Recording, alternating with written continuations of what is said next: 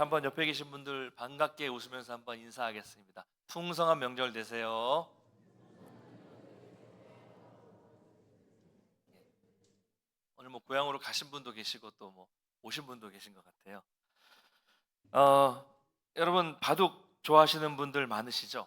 뭐 어르신들 중에는 바둑을 다뭐 남자분들 많이 하실 것 같은데 그 초보와 하수와 고수의 차이점은 뭘까요? 이 하수는 눈앞에 있는 돌밖에 못 봅니다. 제가 초보거든요. 예, 초보 16급 완전 초보죠. 예, 초보인데 그래서 눈앞에 보이는 돌을 따라가다가 다 잡아먹히거나 아니면 피해 다니다가 그냥 다 죽어버리고 이렇게 됩니다. 그런데 고수는 그렇지 않아요.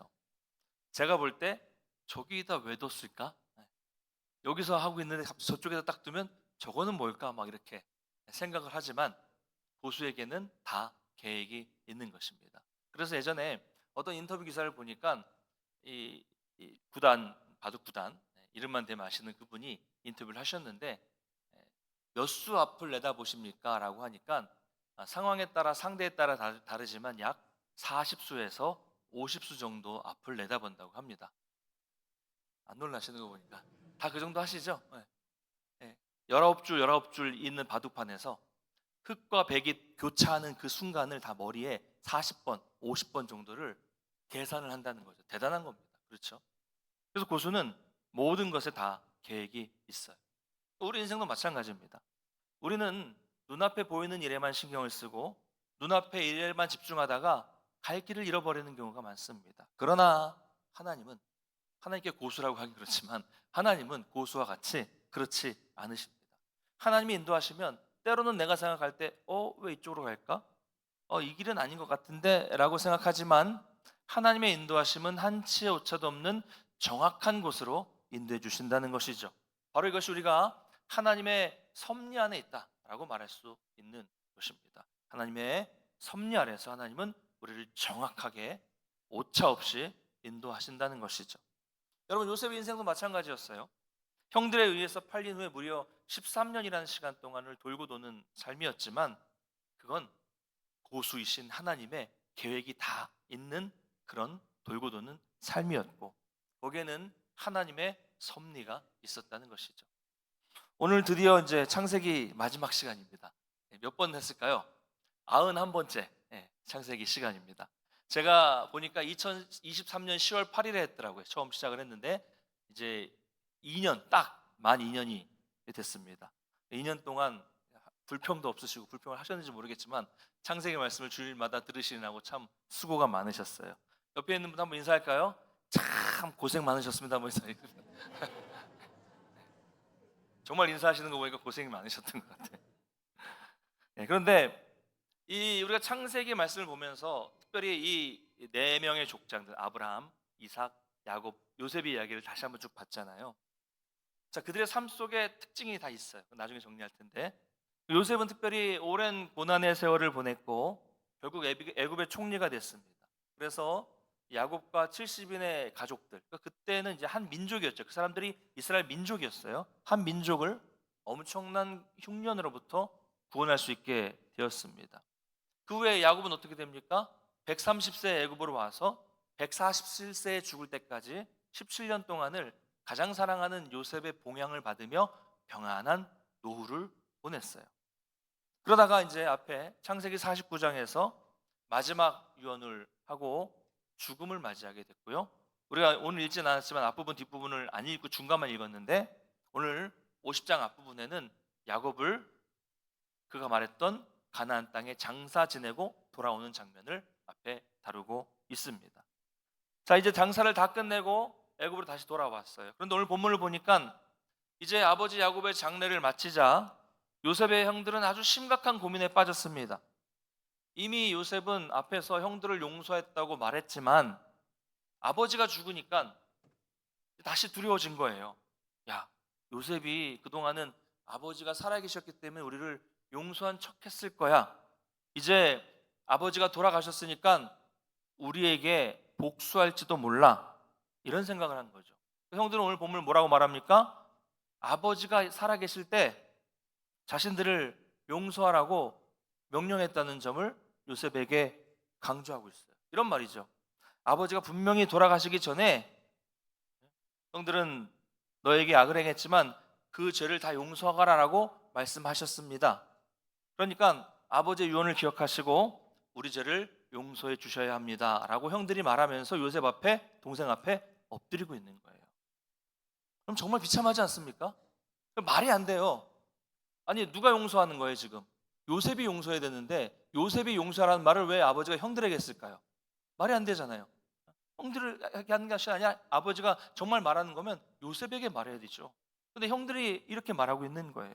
비참해요. 이것을 보면 정말 사람은 죄를 짓고서는 하루도 마음 편하게 살 수 없다는 것을 알 수 있습니다. 그러니까 지난 17년 동안 형들은 이런 불안한 마음으로 살았다는 뜻이에요. 이 말은 얼마나 그 삶이 그동안 두렵고 불안한 삶이었겠습니까?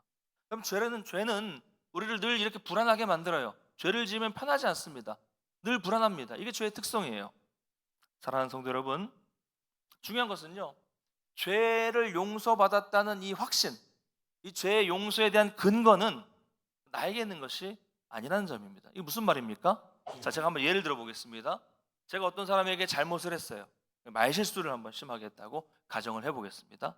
제가 말실수를 해서 그 사람이 화가 많이 났어요. 화가 많이 나서 돌아갔어요. 그런데 며칠이 지나서 다시 그 사람을 만나게 됩니다. 자, 실수는 제가 했어요. 제가 실수를 했으니 당연히 그 사람의 눈치를 보게 되겠죠. 이 사람이 화가 풀렸나? 화가 이제 아직도 났나? 눈치를 보게 되겠죠. 그때 그 사람의 반응은 둘 중에 하나입니다. 화를 내거나 아니면 풀렸거나. 그렇죠? 그 사람의 반응은 두 가지 중에 하나예요. 무슨 말이에요?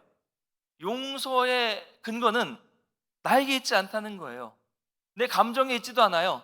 내가 볼 때 저 사람 표정이 풀린 것 같다, 안 풀린 것 같다, 여기 있지도 않아요. 중요한 것은 상대방에게 있다는 거죠. 즉 용서하는 사람에게 달려 있다는 거예요. 당연한 이야기죠. 이거는 여러분, 하나님께서는 저와 여러분의 죄를 용서해 주셨습니다.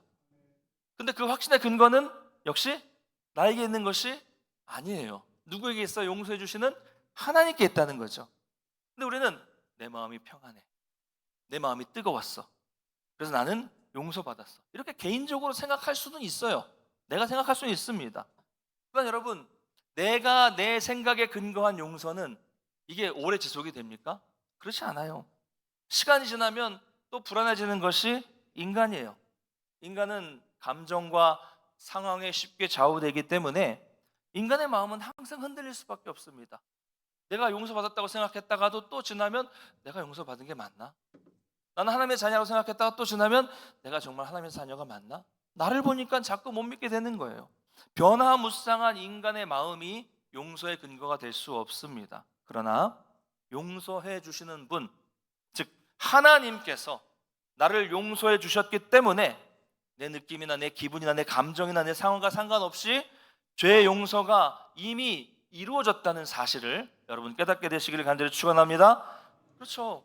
여러분, 내 느낌, 내 기분, 내 상황에 따라서 죄의 용서받은 것이 왔다 갔다 하면 이거 얼마나 불안한 삶이에요. 불안해요. 자기가 흔들리니까 하나님도 흔들린다고 착각하는 겁니다. 자기가 변하니까 하나님도 변한다고 착각하는 거예요. 내가 내 힘으로 한 것이 아니라 오직 하나님의 은혜로 새 사람이 되고 하나님의 은혜로 용서받았다는 것을 생각할 때에야 나를 용서해 주신 분을 의지하게 되고 매일의 우리 삶이 달라질 수 있는 것입니다. 여러분 보십시오. 오늘 말씀에도 지금 용서하는 사람이 누구예요? 요셉이죠. 요셉이에요. 요셉은 이미 17년 전에 형들을 만났을 때 용서했어요. 용서했습니다. 그러면 요셉이 용서했다고 하면 다 끝난 거예요. 당사자가 용서했다는데 끝난 거죠. 그런데 형들은, 잘못한 형들은 이것을 믿지 못하고 자기들의 생각과 감정에 따라서 불안해하고 있었던 것이죠. 용서는 끝났는데 자기들이 불안해요. 자, 이 이야기를 들은 요셉은 어떻게 합니까? 그냥 울어버리고 말아요. 울고 말아요. 형들의 마음을 아니까 너무 마음이 아팠던 거죠.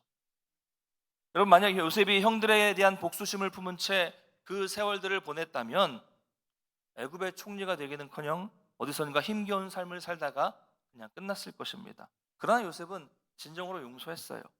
근데 형들은 어땠어요? 17년 전에 이 요셉을 만났을 때 같이 어떻게 했어요? 부둥켜 안으면서 펑펑 울었잖아요.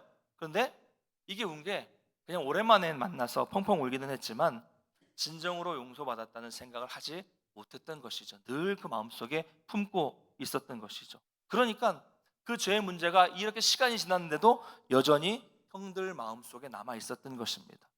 마찬가지예요. 오늘날도 예수 그리스도의 십자가로 인해서 이미 죄 용서를 받았는데도 여전히 용서받은 줄 모르고 사는 성도들이 있어요.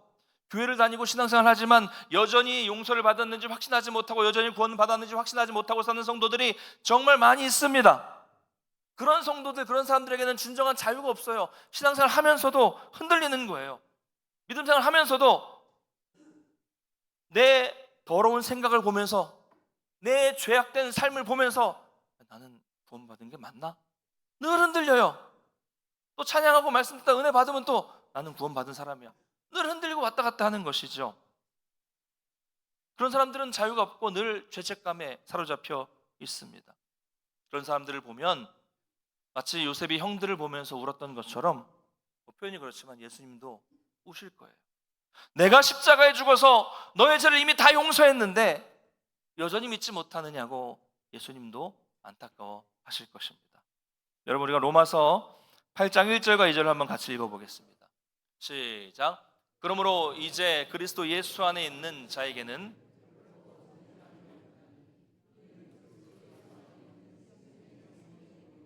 죄와 사망의 법에서 너를 해방하였음이라. 아멘. 여러분, 내가 죄와 사망의 법에서 나를 스스로 해방한 것이 아니에요. 내가 한 것이 아니라 그리스도 예수 안에 있는 생명의 성령의 법이 해방시킨 것입니다. 오직 하나님이 해방시켜 주신 것이에요. 할렐루야. 하나님이 해방시켜 주셨으니 나의 행위, 나의 모습, 나의 생각, 나의 감정, 나의 태도에 따라서 죄를 용서해 주신 것이 아니라 하나님은 우리를 사랑하기로 하셨고 우리를 용서하기로 하셨어요. 나의 태도에 따라서 용서하시고 안 하시고 이렇게 한 것이 아니라 용서해 주시기를 원하신 하나님이 그냥 나를 용서해 주신 것입니다. 나의 상관과 상관없이 용서해 주셨어요. 여러분, 이것을 기억하시고 두려워하지 마시고 불안해하지 마시고 이 하나님의 사랑과 용서를 믿으시기를 바랍니다. 이것이 바로 하나님의 주권적인 사랑이죠. 그러면서 요셉은 다시 한번 아주 놀라운 신앙 고백을 합니다. 창세기 45장에서도 놀라운 고백을 했지만 또 하고 있어요. 20절과 21절 같이 한번 읽어보겠습니다. 시작. 당신들은 나를 오늘과 같이 많은 백성의 생명을 구원하게 하시려 하셨나니 당신들은 두려워하지 마소서. 내가 당신들과 당신들의 자녀를 기르리다 하고 그들을 간곡한 말로 위로하였더라. 아멘. 여러분, 뭐라고 말씀하고 있어요? 선으로 바꾸사. 선으로 바꾸사. 주 안에서 사랑하는 성도 여러분, 우리 하나님은 모든 것을 선으로 바꾸시는 하나님이심을 믿으시기를 바랍니다. 여러분, 이것이 요셉의 평생 하나님을 경험한 고백입니다. 근데 여러분, 우리가 이 부분에서 오해하면 안 돼요. 자, 분명히 형들이 그를 팔아먹은 것은 죄예요, 아니에요? 형들이 야, 봐라, 내가 너를 팔아가지고 네가 총리가 된 거 말할 수 있어요, 없어요? 없어요. 악이고요, 큰 죄입니다. 근데 가끔 이런 분들이 있어요. 자기가 잘못을 해놓고서는 거 봐라, 그래도 나 때문에 이런 곳에 와서 이런 경험도 하지 않느냐, 나한테 감사해라. 말이 돼요, 안 돼요? 안 돼요. 잘못이 있으면 먼저 사과해야죠. 잘못은 잘못입니다. 마찬가지로 형들의 행동은 죄입니다. 큰 죄예요. 동생을 인신매매로 팔아버리고 돌아와서 아버지에게 거짓말을 하고 그것을 속인 채로 20년이 넘는 시간 동안을 그렇게 보냈습니다. 아주 큰 죄입니다. 여러분, 여러분의 가족을 표현하기도 좀 그렇지만 인신매매로 파는 것이 가능하십니까? 그런 일이 작은 죄예요? 자주 있는 일입니까? 아주 큰 죄예요. 얼마나 크고 얼마나 큰 악입니까? 그런 하나님은 그 악까지도 선으로 바꾸어 주셨습니다. 이 엄청난 악을 선으로 바꾼 것은 하나님의 능력이지, 그렇죠? 죄는 죄예요. 하나님이 그 악을 선으로 바꾸어 주신 것이지 형들의 죄는 심각한 죄입니다. 요셉은 이 놀라운 은혜를 고백하고 있는 거예요. 선으로 바꾸어 주셨습니다. 그리고 더 나아가서 오히려 형들과 그 자녀들까지 책임지겠다고 위로하고 안심시키고 있어요. 그럼 얼마나 놀라운 신앙입니까? 창세기 39장 1절을 한번 읽어보겠습니다. 시작. 요셉이 이끌려 애굽에 내려가매 바로의 신하 친위대장 애굽 사람 보디발이 그를 그리고 데려가 이스마엘 사람의 손에서 요셉을 산이라. 아멘. 저는 이 본문 할 때 한번 잠깐 보았는데요, 중요한 단어가 나타나 있어요. 요셉이 이끌려 애굽에 내려가매. 요셉이 이끌려 애굽에 내려가매라고 말할 수 있습니다. 요셉은 누구에게 이끌려 갔습니까? 물론 형들에 의해서 팔려가고 상인들에 의해서 이끌려가는 것을 표현한 것이지만, 그건 우리가 창세기 50장까지 와서 보면 결과적으로 하나님께서 요셉을 이끌어 가신다는 것을 발견할 수가 있습니다. 하나님이 이끌어 가신 거예요. 자, 그런데 하나님에 이끌려 가면서 요셉의 처지는 급변했습니다. 아버지의 사랑을 받다가 급변해서 노예가 됐어요. 인신매매범에게 팔려서 너무 절망적인 상황으로 이끌려 갔습니다. 여러분, 하나님의 인도하심이 정말로 이런 것입니까? 요셉은 자신의 의지와는 상관없이 이끌려 갔어요. 그냥 흘러갔어요. 여러분, 이것이 무엇을 말씀해 주고 있는 것입니까? 하나님을 잘 믿는 저도 여러분도 하나님께 이끌려서, 내 의지와 상관없이 이끌려서 고난 가운데 거할 수 있다는 것입니다. 여러분, 실제로 그렇잖아요. 여러분의 인생에서 제가 다 몰라도 이런 일들은 수도 없이 벌어지고 있어요. 여러분이 원하지 않는 길로 이끌려가는 일들이 지금도 우리에게는 벌어지고 있습니다. 나는 꼭 이곳에, 이 직장에 가야 잘 될 것 같은데 하나님은 다른 곳으로 이끌어 가십니다. 내 자녀가 꼭 이 학교에 진학을 해야 될 것 같은데 하나님은 자꾸 다른 곳으로 이끌어 가세요. 이 경제적인 문제가 꼭 해결돼야 우리가 가족이 사는데 도대체 왜 하나님은 나를 이런 쪽으로 이끌어 가시고 나에게 고난을 주시는가? 우리 고민이잖아요. 왜 항상 하나님은 내 생각과 다른 쪽으로 이끌어 가시는가? 이렇게 우리는 우리의 의지와 상관없이 고난 속으로 이끌려 갈 때가 있습니다. 많아요. 요셉의 인생도 그랬습니다. 여러분, 요셉의 이 청소년 청년 시절 17세부터 30세까지가 되는 그 시절은 여기 있는 그 누구보다도 가장 불행한 시기였습니다. 아마도 그는 그때 이해하기 힘들었을 거예요. 그 불행한 삶으로 이끌어 가신 분은 누구예요? 공교롭게도 하나님이셨다는 거죠. 하나님이 그렇게 이끌어 가셨어요. 그럼에도 불구하고 결과적으로 그는 하나님께서 쓰시고자 하는 자리에 서게 되었습니다. 요셉도 처음엔 몰랐겠죠. 요셉이 어떻게 알아요? 몰랐죠.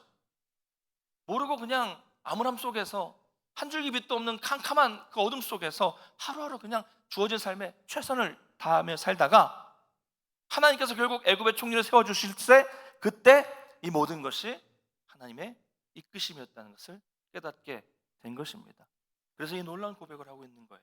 하나님은 이 모든 것들을 선으로 바꾸사 오늘과 같이 많은 백성의 생명을 구원하게 하셨습니다. 할렐루야. 여러분, 우리도 마찬가지입니다. 지금 모르긴 몰라도 여러분의 인생은 참으로 힘들고 고달픈 분들도 계실 겁니다. 금요일에도 말씀드렸지만 이렇게 다 예쁜 옷, 멋진 옷 입고 웃으면서 앉아 계셔도 알고 보면 다 불쌍해요. 그렇죠? 여러분, 저도 알고 보면 불쌍하다니까요. 여러분도 알고 보면 다 불쌍해요. 아픔이 없는 가정이 어디 있고 문제가 없는 가정이 어디 있겠습니까? 다 문제가 있고 다 알고 보면 불쌍합니다. 그러나 여러분, 혹시라도 지금 여러분이 당하고 있는 고난과 역경이 있다면 그 고난이, 그 역경이 하나님이 나를 사랑하지 않는 증거라고 낙심하시거나 좌절하지 않게 되시기를 바랍니다. 요셉을 이끌어 가신 그 하나님이 저와 여러분의 하나님이심을 믿으시기를 바랍니다. 하나님은 지금 우리를 고난에 있지만 이끌어가는 과정 중에 있는 거예요. 아직 인생 끝나지 않았잖아요. 아직 삶이 끝난 거 아니잖아요. 지금은 과정 중에 있어요. 아직 과정입니다. 그런데 하나님이 이끌어 가신다면 거기에는 놀랍고 크신 계획이 분명하게 있습니다. 여러분, 선하신 우리 아버지 하나님께서 여러분의 아픔과 그 고난을 반드시 선으로 바꿔주신다는 것을 믿으시기를 바랍니다. 자, 그렇게 해서 이제 이 22절 이후에 보면 요셉이 죽음을 맞이하는 이야기가 또 나와요. 요셉은 110세의 죽음을 맞이하게 됩니다. 야곱이 147세에 죽은 것에 비하면 110세는 젊다고 누가 그러더라고요. 그래서 뭐 누가 어떤 목사님 하시는 말씀은 요셉은 너무 고생을 많이 해서 일찍 죽었다 이렇게 말씀하시기도 하는데 뭐 근거는 없는 것 같아요. 어쨌든 110세에 죽었어요. 그러면서 이제 형들과 자손들을 앞에 두고 유언을 하고 있어요. 이 말은 형들 중에는 지금 요셉보다 더 오래 사는 형들이 있다는 이야기죠. 형들보다 일찍 죽기는 합니다. 근데 요셉은 마지막까지 그들을 안심시키고 있는데 24절 25절 한번 같이 읽어보겠습니다. 시작. 요셉이 그의 형제들에게 이르되 나는 죽을 것이나 하나님이 당신들을 돌보시고 당신들을 이 땅에서 인도하여 내사 아브라함과 이삭과 야곱에게 맹세하신 땅에 이르게 하시리라 하고 요셉이 또 이스라엘 자손에게 맹세시켜 이르기를 하나님이 반드시 당신들을 돌보시리니 당신들은 여기서 내 해골을 메고 올라가겠다 하라 하였더라. 아멘. 자, 자신은 죽어도 죽죠. 자신은 죽어도 하나님이 약속을 반드시 지키셔서 형제들을 돌보시고 약속의 땅에 이르게 하실 것이다 라는 약속을 다시 한번 확인해 주고 있고요. 그러면서 그 다음에 아버지 야곱이 유언했던 것처럼 자신도 이 애굽 땅이 아니라 하나님이 약속하신 가나안 땅에 가서 묻어달라는 유언을 하고 숨을 거두게 됩니다. 이처럼 요셉도 어린 시절에 젊은 시절에 애굽으로 왔지만 평생 가나안 땅을 사모하는 삶을 살았다는 것을 알 수 있습니다. 여러분, 우리도 이 땅을 지금 살아가고 있지만 언제나 우리가 돌아가야 할 본향이 있다는 것을 기억하며 사모하며 살아가시기를 간절히 축원합니다. 자, 그렇다면 요셉의 유언은 어떻게 됐을까요? 야곱은 49장 50장에 나오는 것처럼 가나안 땅에 묻어달라고 한 것처럼 가나안 땅에 장사를 했어요. 근데 요셉은 죽은 걸로 끝나죠. 요셉의 유언은 어떻게 될까요? 한번 보겠습니다. 여호수아 24장 32절 한번 읽어보겠습니다. 시작. 또 이스라엘 자손이 애굽에서 가져온 요셉의 뼈를 세겜에 장사하였으니 이곳은 야곱이 베크시타를 주고 세겜의 아버지 하몰의 자손들에게서 산 밭이라. 그것이 요셉 자손의 기업이 되었더라. 아멘. 요셉이 죽고 무려 360년이 지난 후에 후손들이 출애굽해서 여리고 땅에 가나안 땅에 들어간 이후에 그 유고를 가지고 가서 가나안 땅에 세겜 땅에 아버지 야곱이 준 땅에 이 요셉을 묻었습니다. 그러니까 야곱도 그 유언대로 가나안 땅에 묻혔고 요셉도 유언에 따라 300년이 훨씬 지나서 가나안 땅에 묻혔습니다. 여러분, 왜 이런 이야기를 계속 드리는 것일까요? 저도 그렇지만 여러분도 죽습니다. 명절에 제가 죽는다는 얘기해서 좀 죄송합니다만은 저도 여러분도 다 죽어요. 우리 육신은 언젠가는 죽지만 하나님의 말씀은 영원하고 여러분에게 주신 하나님의 그 약속의 말씀도 영원히 사라지지 않습니다. 요셉의 유언이 360년 후에 이루어져서 하나님의 약속대로 성취된 것처럼 하나님의 약속은 여러분과 여러분의 자손들에게 대대로 이루어지게 될 줄을 믿습니다. 그러므로 여러분 명절에 모여서 세상적으로 잘된 이야기 좋죠. 출세하고 취업하고 학교 들어가고 결혼하고 잘 살고 있는 이야기를 기뻐하는 것도 참 좋아요. 좋지만 제일 중요한 것은 영원한 하나님의 말씀 그리고 이 약속에 대한 이야기, 특별히 여러분의 가족들이 특히 여러분의 아주 어린 자녀들이 이 약속을 붙들고 살게 하는 것, 이 신앙과 약속이 대대로 이 가정에 이어지게 하는 이야기들, 여러분 이것이 가장 중요하다는 것을 기억하시기를 바랍니다. 여러분, 하나님의 말씀이 여러분의 가정에 대대로 이루어지는 것이 우리에게는 가장 영광스러운 일이라는 것을 믿으시기를 바랍니다. 이게 영광스러운 거예요. 그래서 여러분의 가정에 대대로 하나님의 영원한 유업이 이어지게 되시기를 간절히 축원합니다. 사랑하는 성도 여러분, 이제 창세기를 마무리하게 되는데요. 요셉의 인생의 이 고난과 역경은 사실 하나님께서 목적지까지 인도하시기 위한 하나의 과정이었습니다. 우리도 마찬가지예요. 아까 말씀드린 것처럼 우리의 삶은 지금 하나님의 뜻을 이루시기 위한 과정에 있습니다. 어떤 분은 지금 평안한 가운데 있을 수도 있고 그 과정에 있을 수도 있고 어떤 분은 힘들고 괴로운 상황 그 과정에 있을 수도 있어요. 자, 그렇다면 우리는 이 과정을 어떻게 하면 잘 통과할 수 있을까? 이게 중요하겠죠.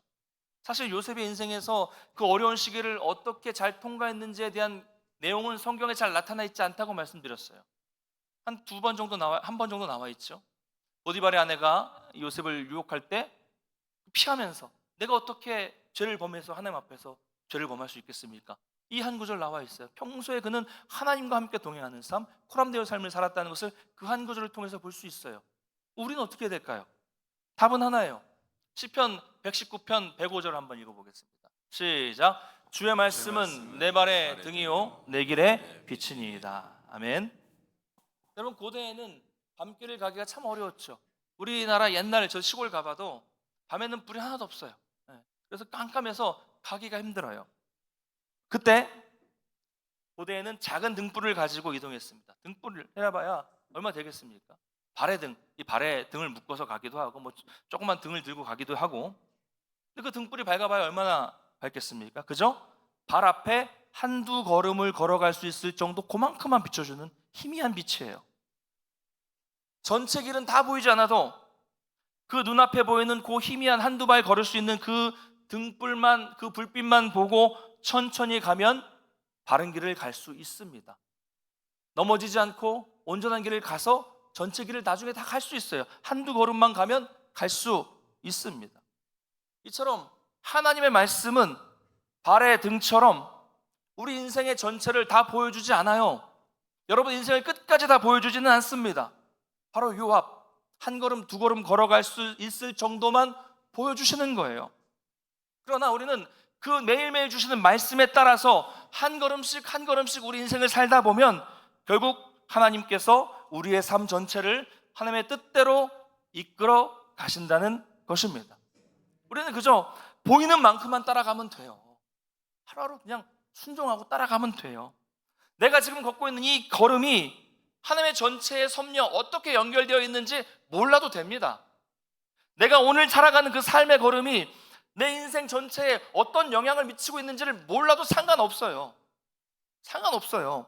그저 주어진 등불에 따라 말씀의 빛에 따라 한 걸음씩 그 말씀의 빛을 따라가다 보면 어느새 우리는 하나님이 원하시는 자리에 서게 될 것이고 요셉처럼 형통한 길로 이끌어 가시는 하나님을 경험하게 되는 것입니다. 할렐루야. 바로 이것이 성도의 삶입니다. 여러분 생각해 보십시오. 요셉이 자신의 암울한 인생에서 확실하게 보였던 소망이 하나라도 있었을까요? 애굽의 종으로 팔려갔을 때, 감옥에 갇혔을 때 희망이라도 하나 있었을까요? 희미한 빛이라도 있었을까요? 아무것도 없었습니다.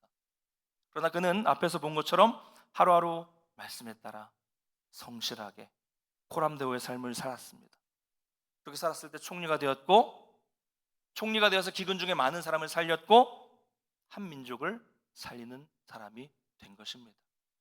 주 안에서 사랑하는 우리 성도 여러분, 말씀을 맺겠습니다. 요셉이 걸어간 그 고난의 과정은 단순히 한 가족을 구원하는 것으로 끝나지 않았어요. 요셉을 통해 이스라엘 백성이 애굽으로 이주하겠다는 예언이 이루어졌고, 애굽에서 요셉의 자손들이 번성하게 되었고, 아브라함이 주신 약속대로 번성하게 되었고, 그로 인해 나중에 출애굽하게 되는 놀라운 구속사의 한 부분이 이루어지는 역사가 요셉을 통해 이루어진 것입니다. 바로 이것이 하나님이 그리신 큰 거대한 그림이었어요. 요셉만 그런 것이 아니죠. 아브라함, 이삭, 야곱, 그리고 요셉으로 이어지는 이 큰 그림 속에서 하나님은 계속해서 사람이 죽고 새로 태어나고 바뀌어도 하나님은 계속 이 그림을, 약속을 이루어 가셨습니다.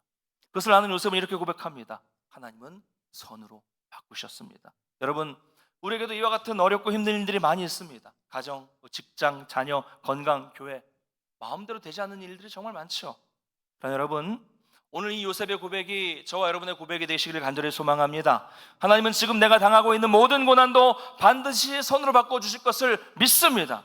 여러분, 이 고백 하나님은 여러분의 삶에도 큰 그림을 그리고 계시고요, 지금도 하나님은 그 그림을 그리고 계십니다.